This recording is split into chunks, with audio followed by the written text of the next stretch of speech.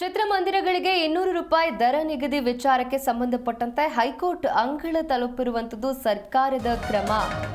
ನೋಡಿ, ಚಿತ್ರಮಂದಿರಗಳಿಗೆ 200 ರೂಪಾಯಿ ದರ ನಿಗದಿ ವಿಚಾರಕ್ಕೆ ಸಂಬಂಧಪಟ್ಟಂತೆ ಹೈಕೋರ್ಟ್ ಅಂಗಳ ತಲುಪಿದ ಸರ್ಕಾರದ ಕ್ರಮ. ನಿಯಮ ರದ್ದುಪಡಿಸುವಂತೆ ಅರ್ಜಿಯನ್ನು ಸಲ್ಲಿಸಲಾಗಿದ್ದು, ಮಲ್ಟಿಪ್ಲೆಕ್ಸ್ ಅಸೋಸಿಯೇಷನ್ನಿಂದ ಈ ಅರ್ಜಿಯನ್ನು ಸಲ್ಲಿಸಲಾಗಿತ್ತು. ಮಲ್ಟಿಪ್ಲೆಕ್ಸ್ ವಹಿವಾಟಿನ ಮೇಲೆ ದೊಡ್ಡ ಹೊಡೆತ ಬೀಳುತ್ತೆ ಅಂತ ಮಲ್ಟಿಪ್ಲೆಕ್ಸ್ ಅಸೋಸಿಯೇಷನ್ ಹೈಕೋರ್ಟ್ಗೆ ಅರ್ಜಿಯನ್ನು ಸಲ್ಲಿಸಿತ್ತು. ಇವತ್ತು ಅರ್ಜಿಯ ವಿಚಾರಣೆ ನಡೆಯುತ್ತೆ.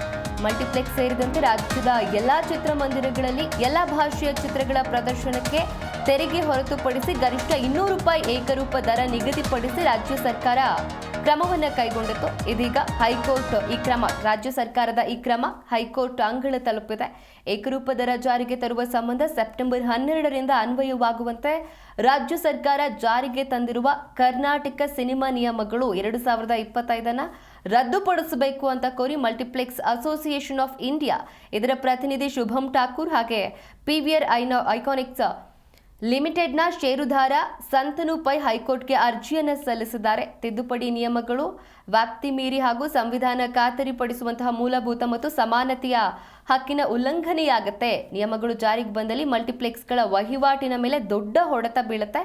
ಅಲ್ಲದೆ ಸರ್ಕಾರಕ್ಕೂ ಭಾರಿ ನಷ್ಟ ಉಂಟಾಗತ್ತೆ ಅಂತ ಮಲ್ಟಿಪ್ಲೆಕ್ಸ್ ಅಸೋಸಿಯೇಷನ್ನಿಂದ ಹೈಕೋರ್ಟ್ಗೆ ಅರ್ಜಿಯನ್ನು ಸಲ್ಲಿಸಲಾಗಿತ್ತು. ಇವತ್ತು ಈ ಅರ್ಜಿಯ ವಿಚಾರಣೆ ಹೈಕೋರ್ಟ್ನಲ್ಲಿ ನಡೆಯುತ್ತೆ.